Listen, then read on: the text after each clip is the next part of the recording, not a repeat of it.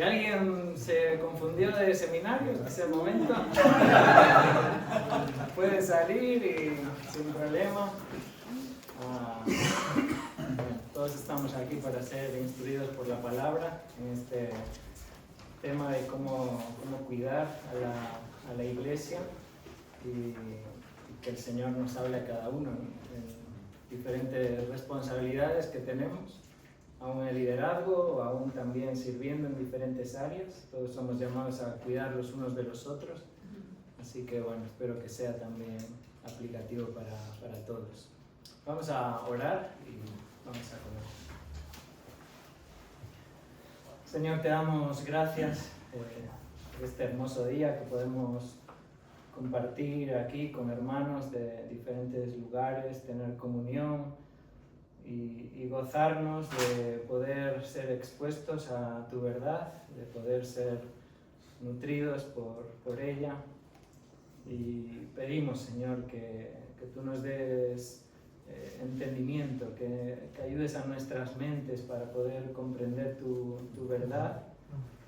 Oramos también, Señor, que nos des un corazón que sea dócil y humilde a la hora de ser confrontados por tu palabra, pues poder corregir aquellos aspectos que necesitan ser cambiados y que tú uses este día para transformar nuestras vidas, para aún transformar nuestro ministerio y que sea más y más semejante a Cristo, a su carácter y a su ministerio aquí en la tierra. Te lo pedimos y oramos en el nombre del Señor Jesús. Amén. Amén.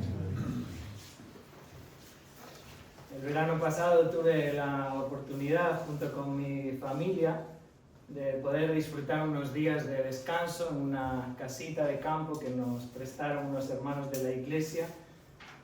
Para nosotros la naturaleza no es siempre algo que podamos disfrutar a lo largo del año, así que consideramos esos días como verdaderamente extraordinarios. Y mis hijas aprovecharon el tiempo para poder investigar a los caracoles, escapar de las abejas. Yo dediqué parte del tiempo en tratar de cuidar un poco el jardín. No es algo que suelo hacer, pero sí es algo que me ayuda a mi mente a pensar, a hacer otra cosa que no suelo hacer durante el año. Y fue interesante porque pude pensar un poco en cuán difícil es cuidar un jardín.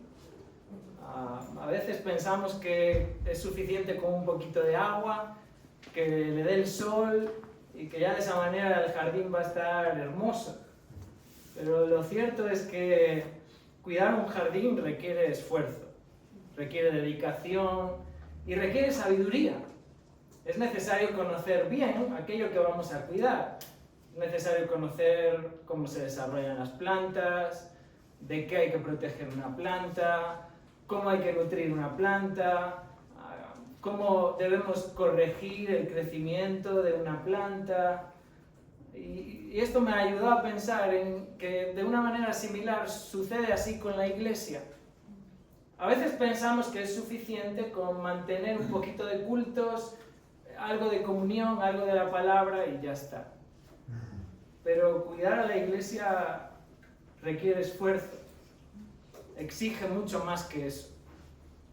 Si queremos ser siervos fieles, debemos conocer bien cómo cuidar a la iglesia que Él nos ha encomendado.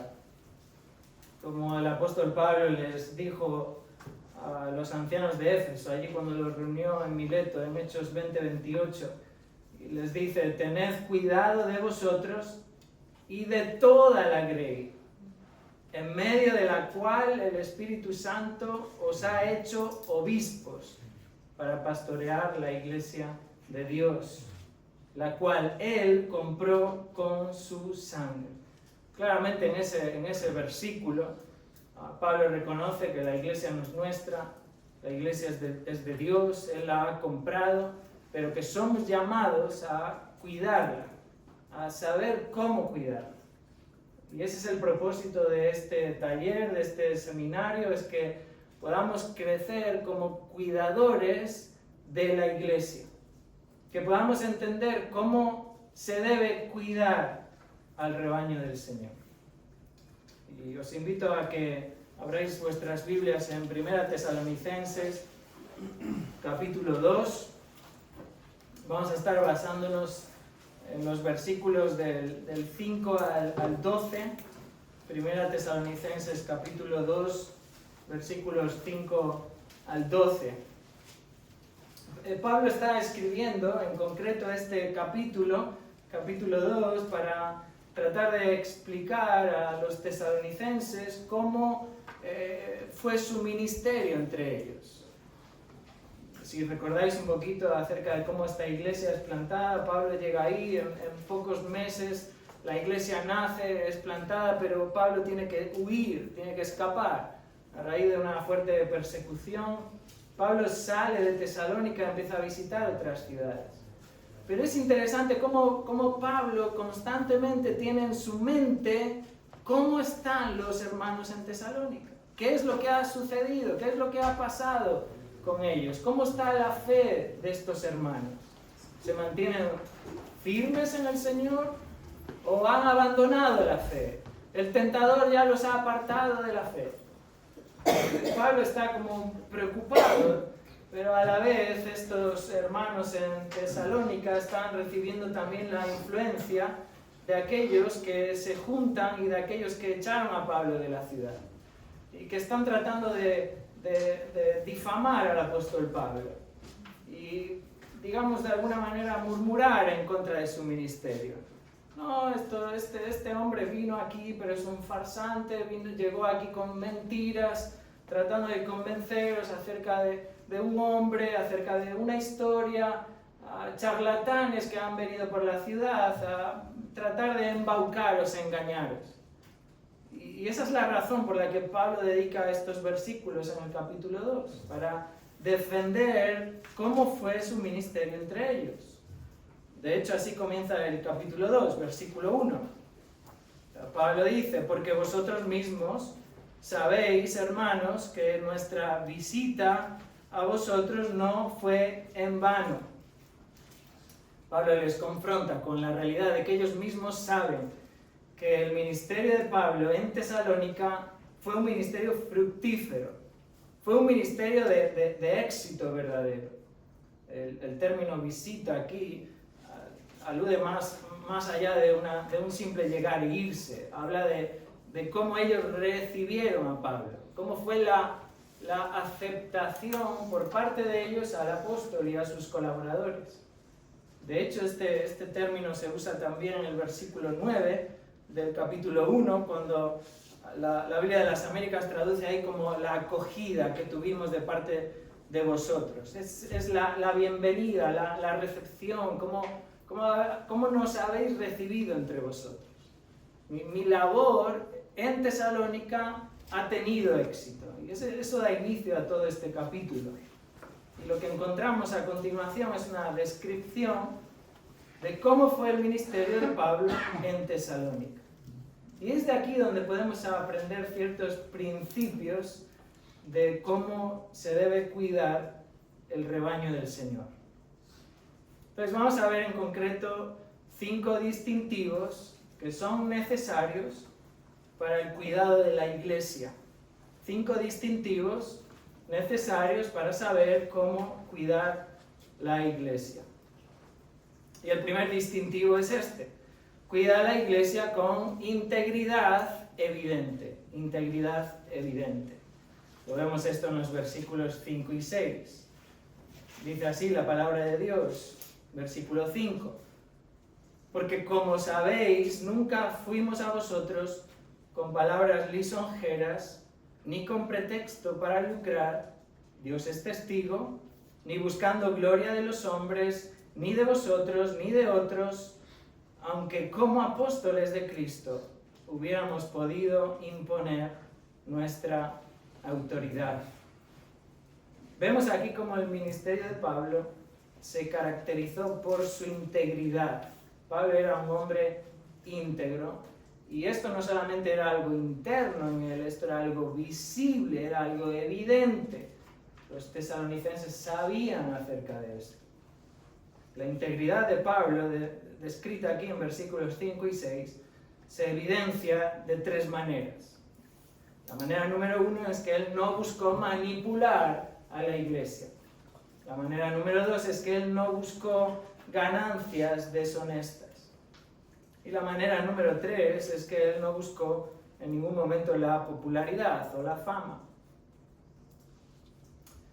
Veamos esta manera número 1, que Pablo no buscó manipularles. Cuando Pablo habla ahí de que, sabéis, nunca fuimos a vosotros con palabras lisonjeras. Las palabras lisonjeras son esas que decimos cuando tenemos la intención de halagar a alguien, de adular a una persona. Porque en realidad lo que queremos es conseguir el favor de esa persona.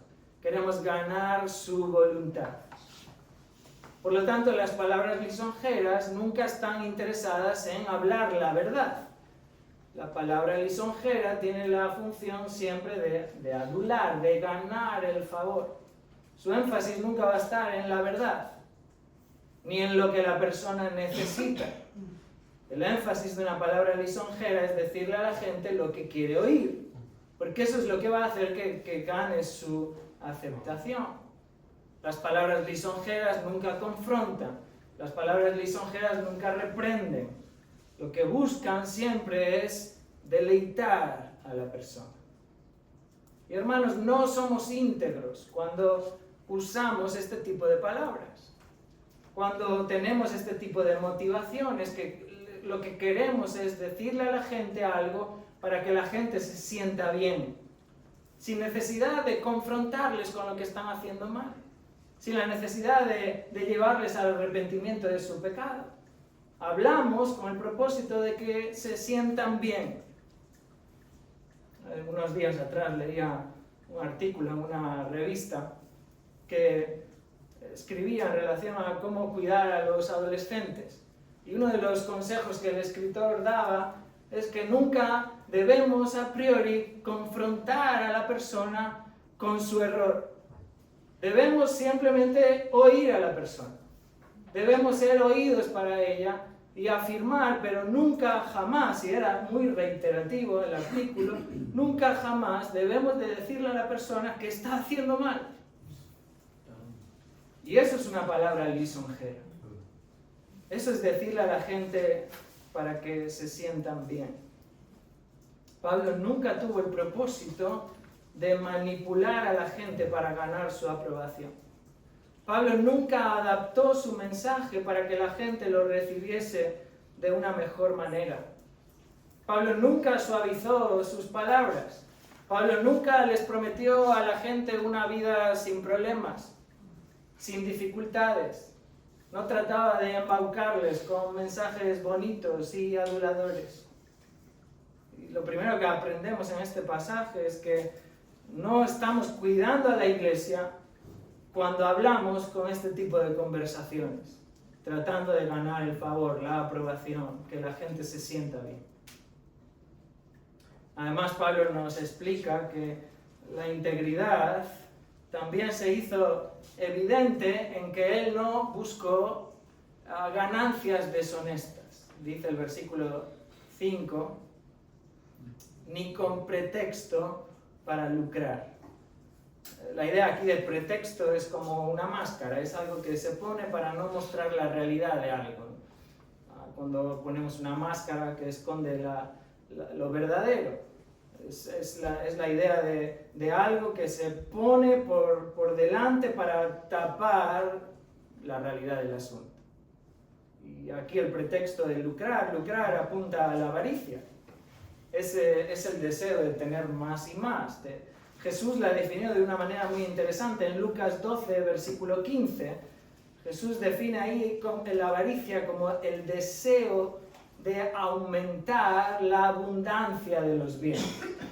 Es ese deseo que no termina de tener más y más y más. Y Pedro describe la avaricia en 2 de Pedro como algo característico de los falsos maestros. Dice ahí 2 de Pedro 2:3 que los falsos maestros hacen mercadería de vosotros. Es decir, os usan para ganar dinero. Os utilizan como mercadería, como producto para vender y obtener ganancia. Y segunda Pedro 2:3 afirma diciendo, hacen mercadería de vosotros con palabras fingidas, con palabras lisonjeras que tratan de ganar esa aprobación. Esto es en toda regla manipular a los creyentes para obtener ganancias. Y hermanos, un siervo de Dios no codicia ganancias deshonestas. Esta mañana estudiamos este pasaje, ¿verdad? 1 Timoteo 3. No avaricioso. Aún 1 de Pedro capítulo 5, un pasaje que conocemos dirigido de una manera particular a los ancianos. 1 Pedro capítulo 5 afirma en el versículo 2, pastoread el rebaño de Dios entre vosotros. Y ahí Pedro da una serie de pautas que vamos a estar viendo en diferentes puntos de este seminario, pero una de ellas que nos atañe en este punto es que Pedro dice, no por la avaricia del dinero, sino con sincero deseo. Es decir, hermanos, no utilizamos a la iglesia o al ministerio en el que estamos para obtener ganancias de él. No utilizamos la iglesia o el ministerio o el alcance que podemos tener como predicadores de la palabra en una iglesia para sacar partido de eso. No usamos la influencia para tratar de lucrarnos. Y este punto me llevaba a pensar mucho en esta moda reciente, este deseo, ¿no? de ser un youtuber, de aparecer constantemente con vídeos. Debemos de cuestionarnos mucho qué nos motiva a hacer ese tipo de vídeos. Porque podemos llegar a caer en este pecado de usar la influencia que tenemos o el ministerio o el alcance que Dios en su voluntad nos permite para sacar una ganancia deshonesta. Y nuestra motivación en el ministerio no debe ser el dinero. Esta mañana igualmente fuimos exhortados a esto. No hacemos las cosas pensando cómo ganaremos más, sino que lo hacemos con un sincero deseo, como dice 1 Pedro 5:2, con un ánimo pronto, ¿no? Ese deseo genuino de no hacer aquello que obtiene más ganancia para mí, sino de hacer aquello en el que sirvo mejor a la congregación. De hacer aquello que es mejor para la iglesia. En tercer lugar, vemos aquí, hablando de la integridad, esta integridad evidente, vemos que Pablo también apunta a la evidencia de no buscar la gloria con los hombres. Pablo dice en el versículo 6, ni buscando gloria de los hombres. Y gloria aquí alude al honor, al prestigio, a la fama, a la notoriedad, a la popularidad, ser popular entre los hombres. Este anhelo que tenía el apóstol Pablo nunca estaba interesado en atraer a la gente hacia él mismo. Él no era el punto de atención. Él no predicaba para que la gente le mirase a él. La popularidad, la notoriedad no era él, sino que él buscaba dar la gloria a Cristo. La motivación de Pablo en el ministerio nunca fue aumentar su fama o aumentar su popularidad. No cuidamos a la iglesia para que nosotros seamos reconocidos o populares o seamos más notorios. Cuando Pablo escribe a su segunda carta a la iglesia en Corinto, 2 Corintios capítulo 4, verso 5, afirma allí diciendo, no nos predicamos a nosotros mismos, sino a Jesucristo como Señor, y a nosotros como vuestros siervos, por amor de Jesús. Y claramente define cómo ha de ser el cuidado. Cómo debemos de cuidar a la congregación, a la grey. A veces afirmamos, no, yo no busco la popularidad, yo no busco tener la notoriedad. Pero es curioso porque el mensaje que uno predica indica la gloria que busca. Cuando tú predicas un mensaje que está enfocado en el hombre, que está enfocado en que la gente se sienta bien, en realidad estás buscando la gloria de los hombres. Entonces el mensaje que predicamos define claramente cuál es la gloria, no podemos engañarnos. La manera en la que tú discipulas a una persona y apuntas a su corazón y apuntas a la verdad de su vida y le confrontas con su pecado y le llamas al arrepentimiento, claramente no estás buscando tu gloria. Más bien estás creando un posible distanciamiento en esa relación de amistad. Porque en realidad buscas la gloria de Dios, buscas la gloria del Evangelio. Cuanto mayor es nuestro interés en causar buena sensación, cuando nace en nosotros ese deseo, ¿no?, de ser bien recibidos o bien aceptados o de buena reputación frente a los hombres o incluso ese deseo que puede surgir en nosotros de ser reconocidos o de subir al púlpito con algo novedoso o con algo único que nunca nadie haya dicho. En realidad todo eso está movido por buscar la gloria de los hombres. Aún en el uso que hacemos de las redes sociales, aquellos que tenemos la responsabilidad de pastorear una congregación, el uso que hacemos de las redes sociales puede manifestar cuál es la gloria que buscamos. Cuando hacemos las cosas porque buscamos el aplauso de los hombres o su alabanza. Hermanos, la integridad es algo esencial en la vida de un pastor con el cuidado a su congregación. Y la integridad debe ser algo evidente. Por eso Pablo usa ahí esa frase, Dios es testigo. Dios es testigo. A unos versículos antes, en el versículo 4, Pablo afirmó que Dios es quien examina nuestros corazones. Claramente hay cosas en nuestro ministerio, en nuestra vida, que son ocultas a los hombres. Pero Dios es testigo.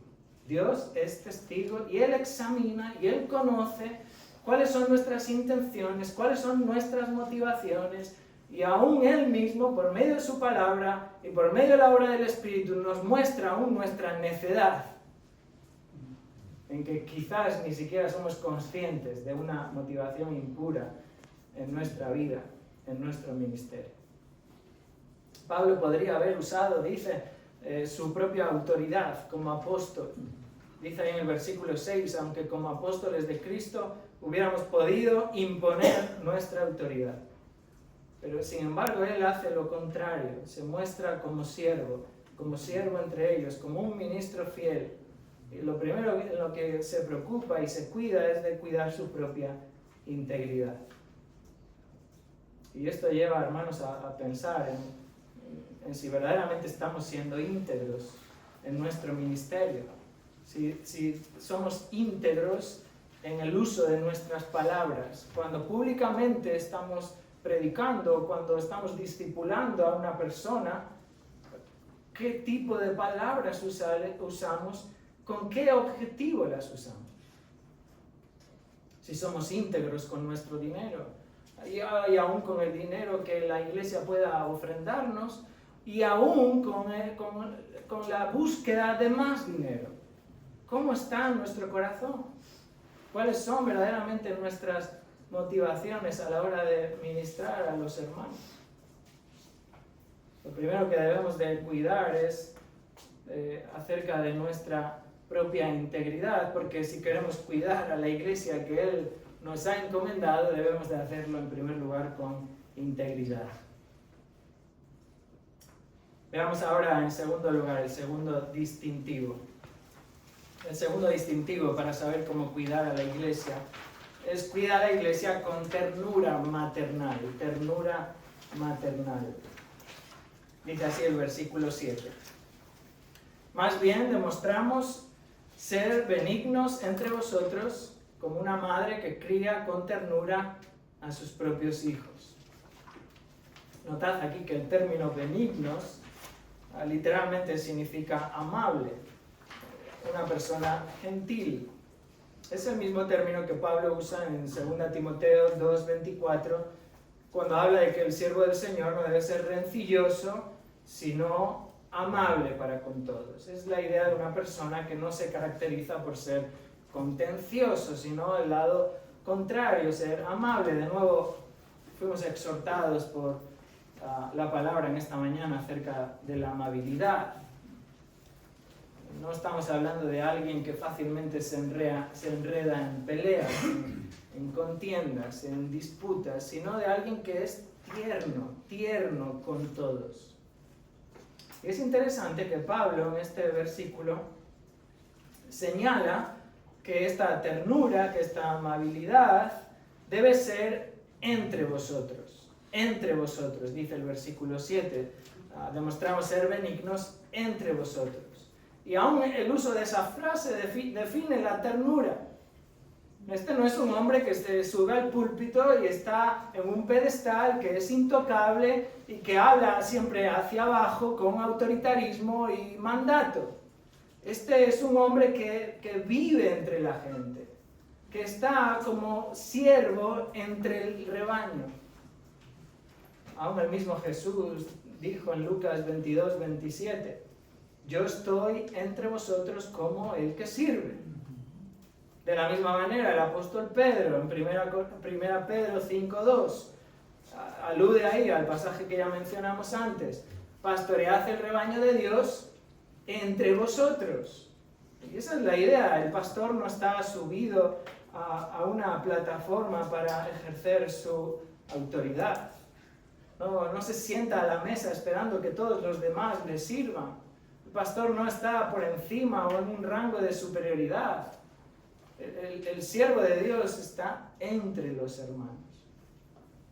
Y esta es la idea de la amabilidad y aún de que Pablo conecta esta idea con, poniendo esta comparación como una madre que cría con ternura a sus propios hijos.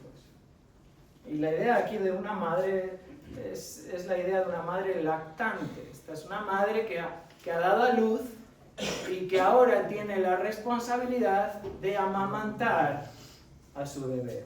Tiene la responsabilidad de sustentar a su bebé.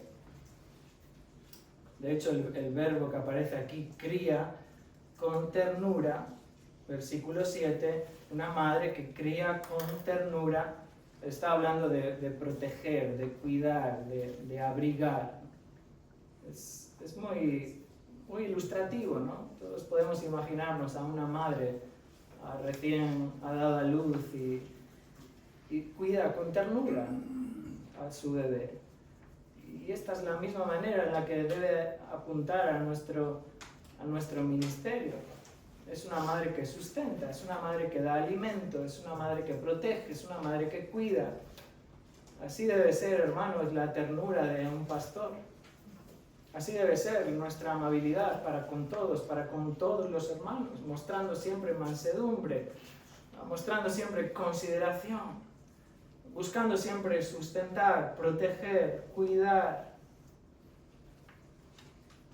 con una actitud tierna, una actitud afectuosa para con el rebaño, como el amor de esta madre, ¿no? Con sus propios hijos.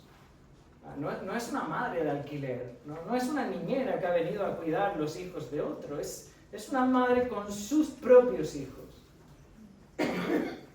Y esto apunta a una madre que aquellos que habéis tenido hijos y lo habéis visto, una madre que está velando, que al mínimo llanto atiende la necesidad de sus hijos, que está dispuesta a dormir poco, a descansar poco, porque su objetivo, su plan es siempre estar levantada para poder alimentar, sustentar, cuidar, proteger, abrigar a su bebé.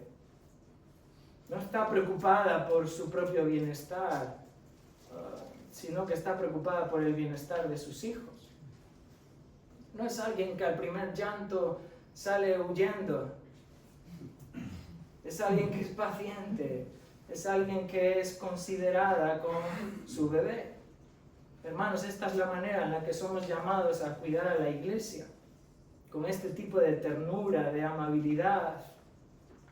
Esto es lo que identifica un ministerio bíblico. Y ese es el segundo distintivo, la ternura maternal. Ahora veamos en tercer lugar, el tercer distintivo. Tercer distintivo de cómo cuidar a la iglesia del Señor es cuidar a la iglesia con sacrificio incondicional. Sacrificio incondicional. Encontramos esto en los versículos 8 y 9. Dice, teniendo así un gran afecto por vosotros, nos hemos complacido en impartiros no solo el Evangelio de Dios, sino también nuestras propias vidas, pues llegasteis a sernos muy amados, porque recordáis, hermanos, nuestros trabajos y fatigas, como trabajando de día y de noche, para no ser carga a ninguno de vosotros, os proclamamos el Evangelio de Dios. Notad de nuevo el énfasis de Pablo en su gran afecto, su gran amor por los hermanos. Pablo apunta ahora a que ese afecto, ese amor, le ha llevado al sacrificio, le ha llevado a estar dispuesto a entregar incluso su propia vida por el Evangelio. Este gran afecto al que alude aquí el versículo 8 ha sido descrito en el versículo anterior. Ese es el amor entrañable de una madre que sustenta, que protege, que cuida. Es indiscutible. Y este gran afecto, dice Pablo, teniendo así un gran afecto por vosotros, hemos estado dispuestos incluso a entregar nuestra propia vida. Este es el amor de Pablo que movió a su corazón a entregar su vida, a entregarse por entero, ¿no? Es una disposición absoluta, es una disposición plena a dar la vida por ellos. A veces no pensamos demasiado en esta realidad, no todos estamos dispuestos a priori a dar nuestra vida por la iglesia, pero cuando quizás empieza a salir sangre de nuestras venas, empezamos a ser heridos o a sufrir, a padecer, ya no es tan claro. Pablo dice en 2 Corintios 12, verso 15, 2 Corintios 12, 15 dice, notad cómo lo dice, yo muy gustosamente gastaré lo mío y aún yo mismo me gastaré por vuestras almas. O sea, Pablo estuvo dispuesto a gastarse.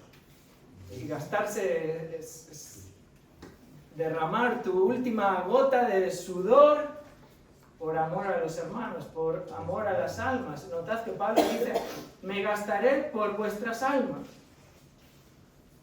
Esta es la idea de aquel que está velando por las almas de los creyentes.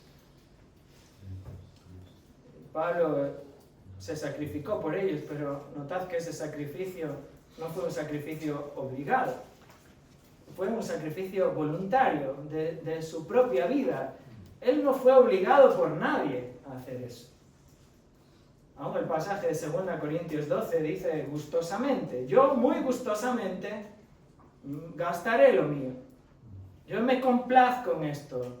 En nuestro pasaje en 1 Tesalonicenses 2:8 dice, nos hemos complacido en impartiros no solo el Evangelio de Dios, sino también nuestras propias vidas. Un sacrificio voluntario, no obligado, sacrificio incondicional, que es movido por amor, que no es movido por ninguna otra motivación o otra condición, sino por amor. De nuevo resuena aquí el pasaje de 1 Pedro 5. Versículo 2, pastoread el rebaño de Dios entre vosotros, notad lo que dice ahí, velando por él, no por obligación, sino voluntariamente, como quiere Dios. Ese es el sacrificio incondicional, voluntario. Y este sacrificio es un sacrificio que fue notorio para los hermanos en Tesalónica. El versículo 9, 1 Tesalonicenses 2:9, dice, porque recordáis, hermanos. Pablo alude a algo que la iglesia en Tesalónica sabe, conoce. Ellos eran conocedores de esta verdad. Vosotros sabéis, hermanos, conocéis. Pablo no está hablando aquí de ninguna teoría, no está hablando de una frase bonita, no está tratando de quedar bien con ellos. Pablo está hablando de una realidad. Pablo no solamente dijo esto, sino que él lo hizo y luego lo dijo. Y así debe ser nuestra manera de servir a la congregación. Pablo habla aquí de trabajos y fatigas. Dice, recordáis, hermanos, nuestros trabajos y fatigas. El término trabajo alude a ese trabajo hasta la extenuación. Es un trabajo extenuante. Es algo difícil. Es algo duro de hacer. No es algo sencillo, es algo arduo. Habla de un esfuerzo desmedido. Y la fatiga habla de algo que es excesivamente forzoso. Forzoso en el sentido del esfuerzo que implica y de la adversidad que provoca hacia uno mismo. No es algo que uno hace tranquilamente. Y ambos términos juntos están mostrando un esfuerzo considerable. Verdaderamente un sacrificio en nuestras vidas.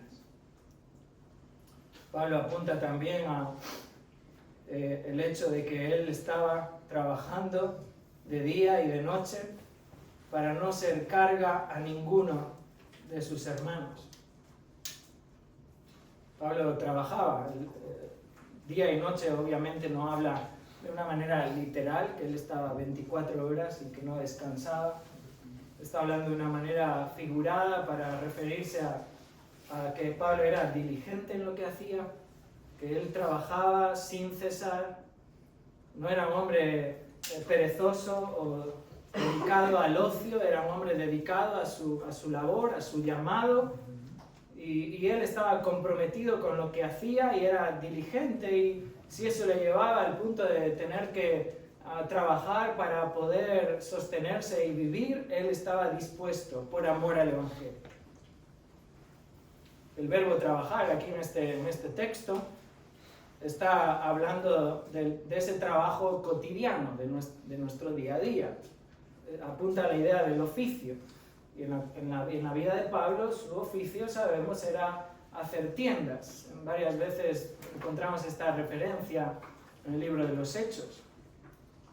Pero su amor por el Evangelio llevó a Pablo a trabajar haciendo tiendas. ¿Por qué? Bueno, el pasaje nos lo dice, para no ser carga, para no ser gravoso a ninguno de vosotros. Pablo no hizo esto porque no tuviese el derecho de ser sostenido. Pablo reiteradamente habla acerca del derecho de aquellos que sirven al Evangelio vivir del Evangelio. Pablo hizo esto por amor, por un sacrificio incondicional, porque él no quería ser una carga para los hermanos. Este fue siempre el modelo de Pablo. Si hacemos una visual a su recorrido, su ministerio, su relación con las iglesias, cuando el apóstol llegaba a una ciudad anunciando el Evangelio, Pablo trabajaba porque no quería imponer una carga en esos hermanos a los que le predicaba. Y de esa manera se dedicaba a hacer tiendas, se autosostenía, pero a la vez vemos cómo el apóstol Pablo, una vez que esa iglesia era establecida, una vez que era constituida, ahora esa iglesia le ayudaba para que pudiera hacer lo mismo en otra ciudad. Y vemos cómo, estando en Tesalónica, la iglesia en Filipos le enviaba ofrendas para sostenerse. Y vemos cómo, estando posteriormente en Corinto, ahora no solo era la iglesia en Filipos, sino también la iglesia en Tesalónica que le enviaba ofrendas a Corinto. Este era el modelo de Pablo. Pablo no quería ser una carga, no quería ser un obstáculo para la proclamación del Evangelio. Y por eso estuvo dispuesto a sacrificarse. Estuvo dispuesto, como lo relata en 1 Corintios 9, a renunciar a ese derecho. Él mismo dijo a los corintios en 1 Corintios 9:12, no hemos usado este derecho, sino que sufrimos todo para no causar estorbo al Evangelio de Cristo. Fijaros cómo Pablo relaciona su renuncia a ese derecho con el hecho de sufrir, el hecho de tener que trabajar, de ser diligente, de esforzarse, de poder sostenerse. ¿Por qué? Porque no quiero ser un estorbo al Evangelio.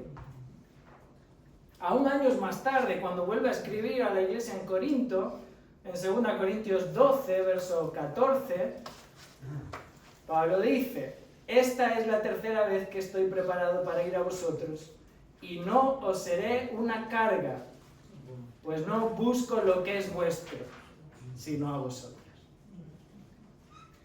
Hermanos, Pablo estuvo dispuesto a sacrificar su vida, a sacrificar su vigor, a sacrificar su tiempo, su descanso, para nunca ser una carga o un obstáculo para el Evangelio. Así lo dice el versículo 9, para no ser carga a ninguno de vosotros, os proclamamos el Evangelio de Dios. Hermanos, el llamado a predicar el Evangelio no depende del dinero, no depende de nuestro sostenimiento económico. Debemos estar dispuestos a sacrificarnos por completo, a entregar la vida. Debemos estar dispuestos a renunciar a privilegios. Debemos estar dispuestos a aceptar riesgos, a aceptar peligros, soportar agravios con tal de cumplir nuestro llamado. A veces caemos en ese error, ¿no? De condicionar lo que hacemos en función del ingreso que recibimos. Condicionamos nuestro ministerio en función de las ofrendas que recibimos. Le ponemos condiciones. Haré esto si me dan esto. Podré dedicarme a esto si tengo esto. Y el dinero pasa a ser una condición del ministerio. O a veces, hermanos, simplemente nos quejamos. Nos quejamos por el cansancio, nos quejamos por el esfuerzo, por la fatiga, nos quejamos por las preocupaciones, aún por las difamaciones. Pero el cuidado de la iglesia, el cuidado del rebaño, aquellos que Dios nos ha puesto como cuidadores de su grey, debemos estar dispuestos a este tipo de sacrificio. Un sacrificio sin condiciones. Debemos poder decir, como dijo Pablo, gustosamente me gastaré del todo por amor a la iglesia de Dios. Eso es un sacrificio incondicional. Veamos, hermanos, cuarto lugar, cuarto distintivo de cómo cuidar la iglesia. Cuarto distintivo es cuidar a la iglesia con piedad ejemplar. Cuida a la iglesia con piedad ejemplar. Encontramos esto en el versículo 10. Vosotros sois testigos, y también Dios, de cuán santa, justa e irreprensiblemente nos comportamos con vosotros los creyentes. Pablo pone aquí a sus hermanos, a la iglesia, a los tesalonicenses, ahora como sus testigos. Vosotros sois testigos, y sois testigos de cuál ha sido mi comportamiento entre vosotros. ¿Por qué? Porque Pablo es capaz de decir esto, que su comportamiento en Tesalónica fue irreprochable. Ellos mismos podían dar testimonio de esto. Ellos mismos podían ser testigos de una conducta piadosa. Pero hermanos, no solo ellos. Pablo dice, aún también Dios es testigo de nuestro comportamiento irreprensible. No solo lo exterior, no solo eso que todo el mundo ve, no solo eso que pueden ser solamente apariencias, sino también de un corazón piadoso. También en nuestro propio interior. Pablo apunta a tres realidades. Una, que se comportaron santamente, otra que se comportaron justamente y otra que se comportaron de una manera irreprensible. El término santamente, no está aludiendo a lo que entendemos comúnmente como la santidad. Pablo no emplea el mismo término. Pablo está apuntando a nuestra propia devoción, a nuestra vida en conformidad con lo que Dios establece.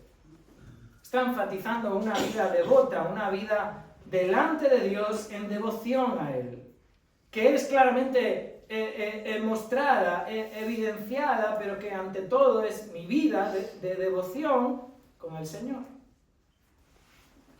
Pablo también añade justamente, y aquí el término justo añade algo que es correcto. Este es el comportamiento correcto o honrado, y esto apunta a nuestras relaciones. Si el primer término apunta a nuestra vida delante de Dios, este término justamente apunta a nuestra vida delante de los hombres, haciendo lo que es justo, lo que es honroso, lo que es correcto, viviendo de una manera justa para aquellos que nos rodean. Entonces Pablo está apuntando a su comportamiento en total delante de Dios, su vida de devoción, pero delante también de los hombres, como una vida recta, una vida justa. Y Pablo aún añade y dice, irreprensiblemente. Es decir, sin mancha, ¿no? ¿Sí? Intachable, sin tacha, sin reproche. Una vida que no tiene nada que señalar y acusar en su vida. Esta es la conducta de Pablo. Esta es la conducta incluso de los colaboradores de Pablo, una conducta ejemplar. Una conducta, hermanos, ejemplar a los ojos de los hombres, pero también ejemplar a los ojos de Dios. No solamente importa lo que ven los hombres, importa lo que Dios ve. Claramente no eran perfectos, evidentemente no hay nadie perfecto, pero el punto aquí es que no había nada en sus vidas que pudiese causar la reprensión, el rechazo, el ser reprochable.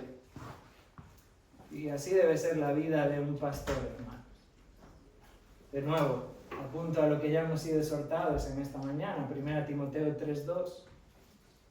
Un anciano, un obispo, un pastor debe ser irreprochable.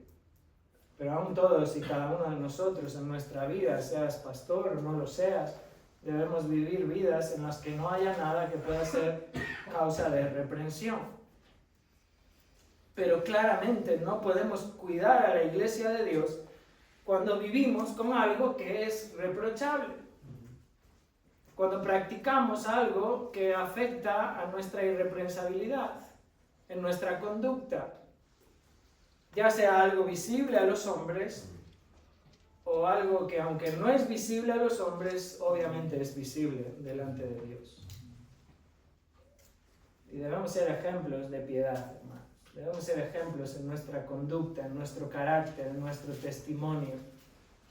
Debemos conducirnos delante de Dios de una manera devota. Debemos actuar delante de los hombres de una manera justa, recta.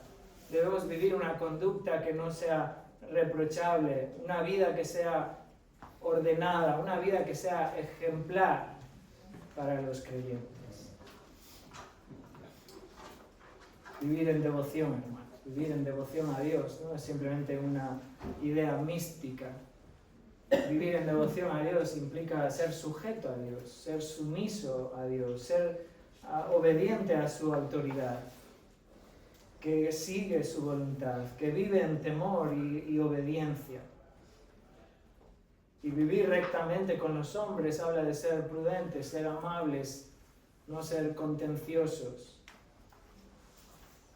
Aún de nuevo el apóstol Pedro en este pasaje, 1 Pedro capítulo 5, verso 3, apunta también a esto. Pastoread la grey de Dios, no como teniendo señorío sobre los que están a vuestro cuidado, sino que siendo ejemplos de la grey. Una vida piadosa, una vida piadosa. Entonces cuidamos a la iglesia con piedad ejemplar. Vayamos ahora, en último lugar, al quinto distintivo. Ya queda menos, ¿eh? Si tenéis abanicos podéis usarlos. Vamos al quinto distintivo.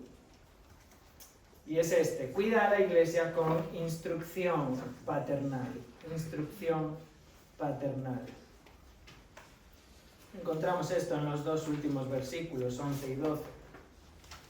Dice: así como sabéis de qué manera os exhortábamos, alentábamos e implorábamos a cada uno de vosotros, como un padre lo haría con sus propios hijos, para que anduvierais como es digno del Dios que os ha llamado a su reino y a su gloria. Ahora, Pablo define aquí la instrucción de una manera interesante por medio de tres vertientes. En primer lugar, la exhortación. En segundo lugar, el alentar, animar. Y en tercer lugar, el implorar. La exhortación, en primer lugar, apunta a esa parte de la enseñanza, esa parte instructiva que está enfocada en llamar a un hermano o a una persona a corregir su conducta. Esa es la raíz, ¿no?, de ser exhortativo.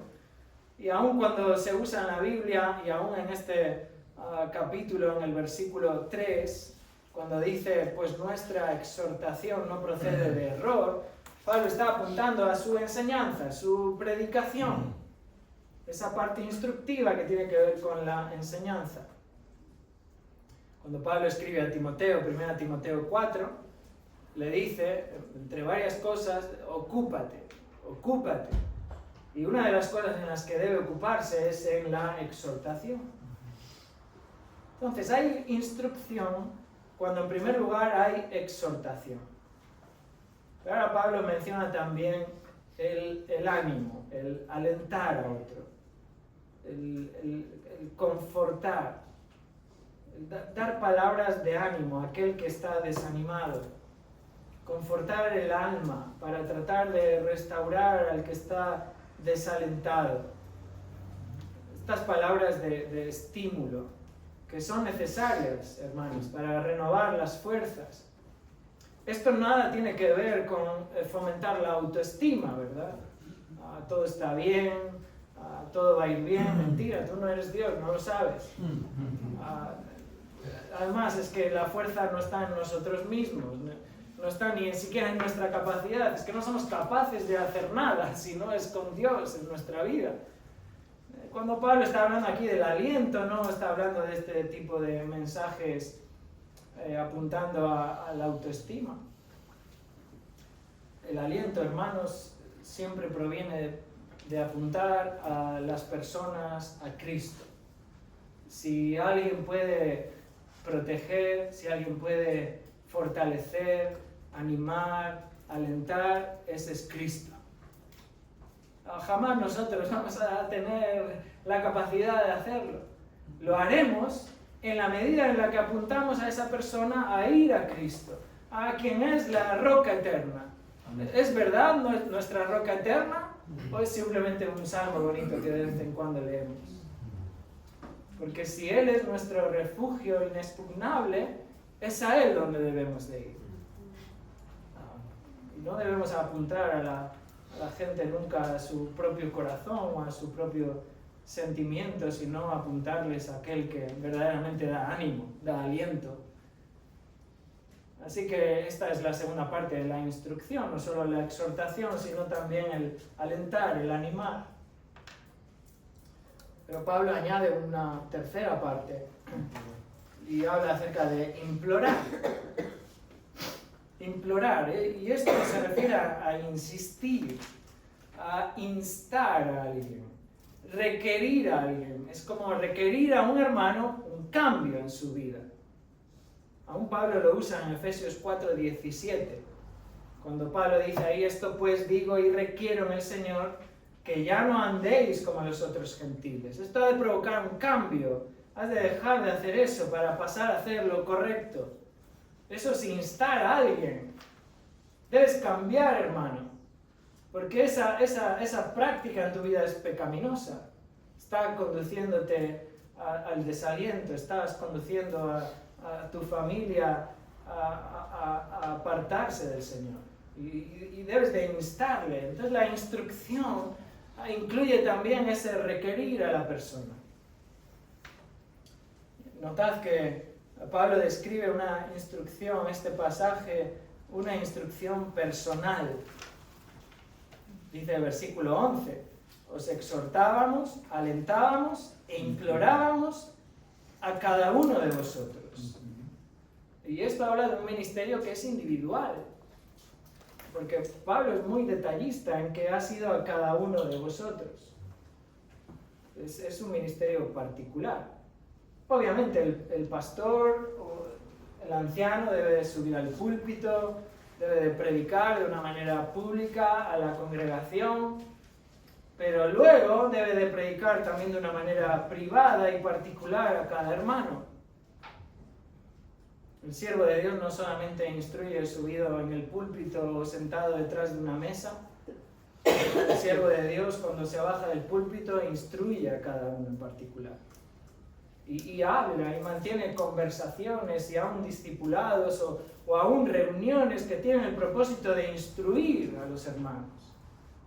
Y cuidamos a la iglesia por medio de esta instrucción, no nos escondemos detrás de un púlpito, detrás de una mesa, no predicamos, nos bajamos y nos escondemos en la oficina pastoral. Estamos con la gente.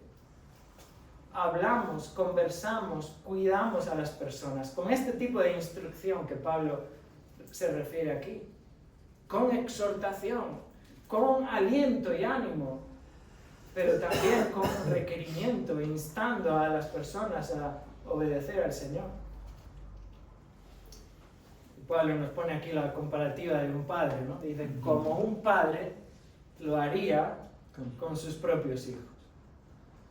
Pablo apunta a esta relación padre-hijo. Y de alguna manera, para él, los tesalonicenses son sus hijos espirituales. Son quienes él engendró, ¿no? Por el Evangelio. Cuando Pablo escribe a la iglesia en Corinto, alude a la misma realidad. Yo os engendré por medio del Evangelio. Y esa es la razón que en su cuidado, en su instrucción, lo hace como un padre. Pablo les dice allí a la iglesia en Corinto, 1 Corintios 4, versículo 14, dice, no escribo esto para avergonzaros, eso no es lo que hace un padre, sino para amonestaros como a hijos míos amados. Porque aunque tengáis innumerables maestros en Cristo, sin embargo no tenéis muchos padres, pues en Cristo Jesús yo os engendré por medio del Evangelio. Por tanto, y aquí es donde está el punto de esta instrucción paternal, por tanto os exhorto, sed imitadores míos. Es decir, que la instrucción paternal, el instruir como un padre, amonesta a sus hijos con el objetivo, imitadme a mí. Ahora, Pablo no se refiere a esto porque está buscando que todos los demás se parezcan a él, o tengan los mismos gustos que él, o reflejen el carácter de él, sino para que imiten a Cristo. Pablo en 1 Corintios 11:1 dice, ¿verdad? Sed imitadores de mí, así como yo de Cristo. En última instancia, Pablo lo que está apuntando a la gente es a Cristo. Seguid a Cristo. Yo estoy aquí como ejemplo visible. Y os amonesto para que me imitéis a mí y en esa medida imitéis a Cristo. Así dice el apóstol al final, el versículo 12, 1 Tesalonicenses 2:12. Este es el propósito de la instrucción, para que anduvierais como es digno del Dios que os ha llamado a su reino y a su gloria. Hermanos, llamamos a la gente a que nos imite, porque esa es la manera bíblica de que anden como es digno del Dios que os ha llamado. No porque queramos que nos imiten o nos sigan a nosotros, sino porque queremos que sigan a Cristo. Porque Pablo dice, es Dios quien los ha llamado. Es Dios quien los ha llamado, es Dios quien los ha llamado a su reino y a su gloria. Y la lógica detrás de todo esto es que si es así, si Dios te ha llamado y Él te ha salvado, debemos de vivir ahora como hijos del Rey. Si Dios te ha llamado a su reino, ahora debes de vivir como un hijo del Rey. Ahora eres un súbdito del reino. No puedes estar viviendo como un hijo del vecino. Debes estar viviendo como un hijo del Rey. Y Pablo apunta también a nuestra perspectiva en la gloria. Y en realidad todo Tesalonicenses apunta a esta verdad de la gloria.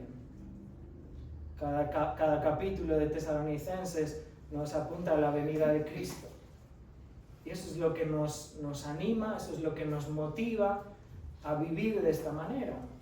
Eso es lo que nos lleva a vivir de una manera santa, digna de Dios, digna del Evangelio, digna de aquel que te ha rescatado, que te ha llamado.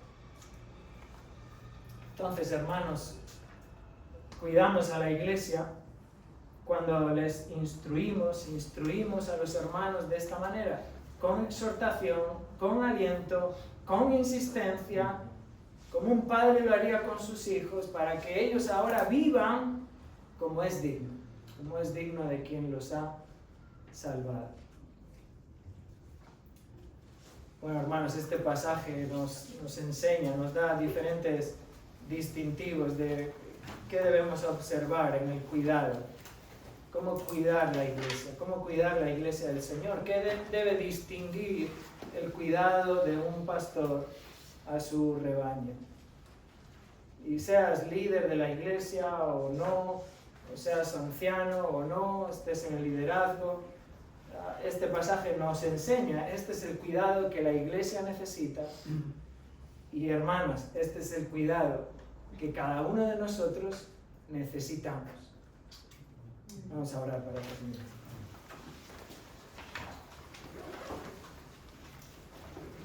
Señor, te damos gracias por tu palabra.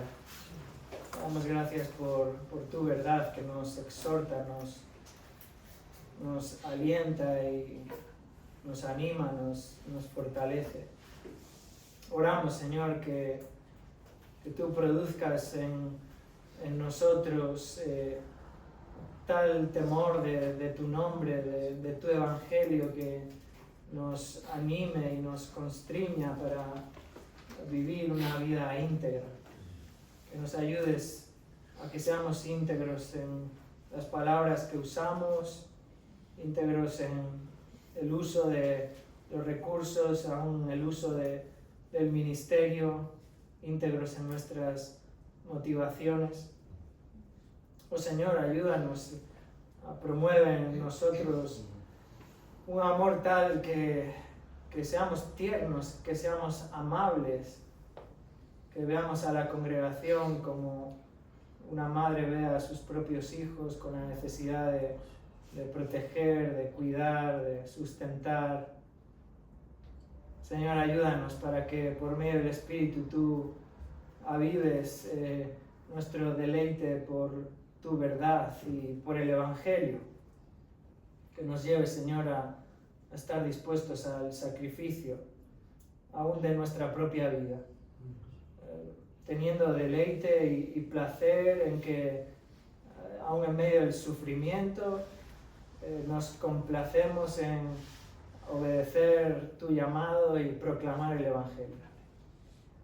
Señor, ayúdanos para que tú motives nuestra conducta, motives nuestra vida para que seamos ejemplos de piedad, ejemplos de una piedad genuina, en lo exterior, en lo interior, corazones piadosos, Señor. Y oramos, Señor, que tú nos concedas tal sabiduría que podamos instruir bíblicamente a la congregación, que podamos exhortar, podamos alentar, podamos insistir a los hermanos para vivir vidas dignas del Evangelio. Y que todo eso redunde, Señor, para tu gloria. No a nosotros, Señor, sino que a tu nombre sea gloria. Amén. Oramos en el nombre del Señor Jesús. Amén. Amén. Amén.